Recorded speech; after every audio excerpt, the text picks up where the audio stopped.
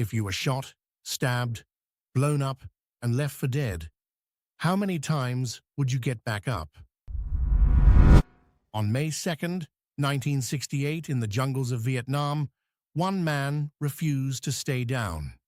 By the end of the day, he would be hit dozens of times, bleed more than most people survive, and still carry his teammates out under fire.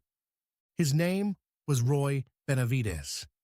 Before that day, Benavidez was already familiar with pain. Born in Texas in 1935, he grew up poor, orphaned at a young age, raised by relatives who expected toughness. He enlisted in the army as a teenager, eventually earning a place in the Special Forces, the Green Berets.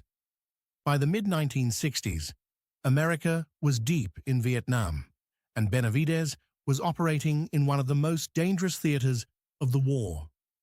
In 1965, a landmine nearly ended his career. The explosion shattered his body. Doctors told him he might never walk again. For months, he lay in a hospital bed, paralyzed, but he refused to accept it. At night, when nurses weren't watching, he dragged himself out of bed and forced his legs to move, inch by inch, step by step, through agony. Eventually, he walked out of that hospital on his own. That stubborn refusal to quit would define him.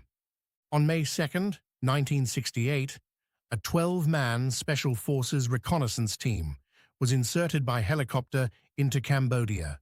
Officially, the United States was not operating there. Unofficially, these missions were happening constantly. Their job was to gather intelligence on North Vietnamese army movements along the Ho Chi Minh Trail. Almost immediately after insertion, the team was ambushed by a much larger North Vietnamese force. Estimates vary, but they were outnumbered dramatically, possibly by several hundred enemy soldiers. The jungle erupted in gunfire. Within minutes, men were wounded, pinned down, and fighting for survival. Back at the forward operating base, Benavidez heard the frantic radio calls. The team was surrounded. Casualties were mounting. Extraction helicopters were taking heavy fire. He wasn't assigned to the mission. He wasn't ordered to go. He grabbed a medical bag and a knife and ran toward the helicopter. As the aircraft approached the hot landing zone, bullets tore through the airframe. The pilot barely managed to hover. Before it fully touched down, Benavidez jumped. He hit the ground, running into a storm of gunfire. Almost immediately, he was shot. The first bullet tore into his leg. He kept moving. He reached the team leader, who was badly wounded, and began organizing what was left of the scattered unit. The jungle was chaos. Visibility was low. Enemy forces were closing in from multiple directions. Benavidez began dragging wounded men into tighter defensive positions, returning fire when he could, administering first aid when he couldn't. Then, a grenade exploded nearby, sending shrapnel into his body. He was thrown to the ground, ears ringing, vision blurred. He got back up. At one point, he moved through open ground under direct fire to retrieve classified documents from a fallen teammate. If those documents were captured, they could expose intelligence operations across the region. He made the run anyway, bullets snapping past him. More rounds hit him. A bullet tore into his abdomen, another into his thigh. Blood soaked his fatigues. Still, he kept pulling men toward the extraction point. When the first rescue helicopter attempted to land, it was driven off by intense fire. The second managed to touch down briefly.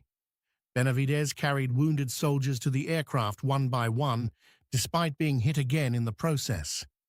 As the helicopter lifted off, it was forced to land again after sustaining heavy damage. The pilot lost control and crashed back into the clearing. Benavidez ran toward the wreckage. Inside were wounded crew members and surviving members of the reconnaissance team. Enemy fighters were closing in fast. Benavidez helped pull men from the downed helicopter, establishing a perimeter with whoever could still hold a weapon. At some point during the fighting, he was struck in the face by enemy rifle fire. The butt of a rifle smashed into his jaw. A bayonet pierced his side during close combat. He fought hand-to-hand in the jungle mud. By now, he had been shot multiple times. He had shrapnel wounds across his body. He was bleeding heavily and beginning to lose strength. He refused to fall. For hours, he moved through the battlefield, organizing resistance, returning fire, carrying wounded men, directing air support when possible. At one point, he threw himself over a wounded teammate to shield him from incoming fire. Finally, another extraction helicopter braved the gunfire and managed to land. Benavidez began loading the wounded aboard.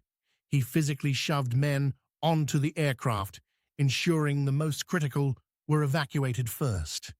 Only after the last surviving teammate was aboard did he attempt to climb on himself.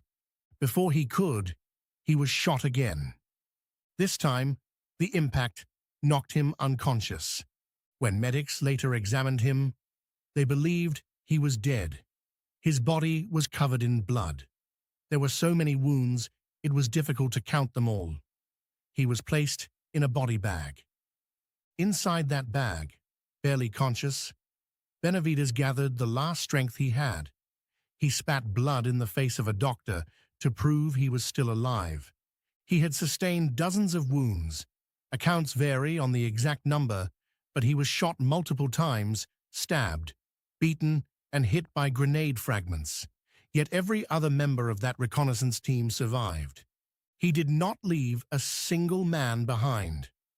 For his actions that day, Roy Benavidez was initially awarded the Distinguished Service Cross. Years later, after additional eyewitness testimony surfaced detailing the full scale of his actions, the award was upgraded. In 1981, President Ronald Reagan presented him with the Medal of Honor. During the ceremony, Reagan reportedly said that if the story of Roy Benavidez were a movie script, no one would believe it. But it was real. Benavidez spent the rest of his life speaking to young soldiers and students, emphasizing resilience, duty, and commitment to others. He never framed his actions as extraordinary. To him, he was simply doing his job. Yet what happened in that jungle clearing stands as one of the most extreme demonstrations of endurance and loyalty in modern warfare. He was not the biggest man on the battlefield. He was not the highest ranking. He was simply the one who refused to quit. Shot, stabbed, blown up, left for dead, and still he got back up. Roy Benavidez didn't just survive May 2nd, 1968. He carried it on his shoulders, and he carried his men home. If you want to explore more feats of war throughout history, subscribe and join us as we uncover the moments that shaped the world.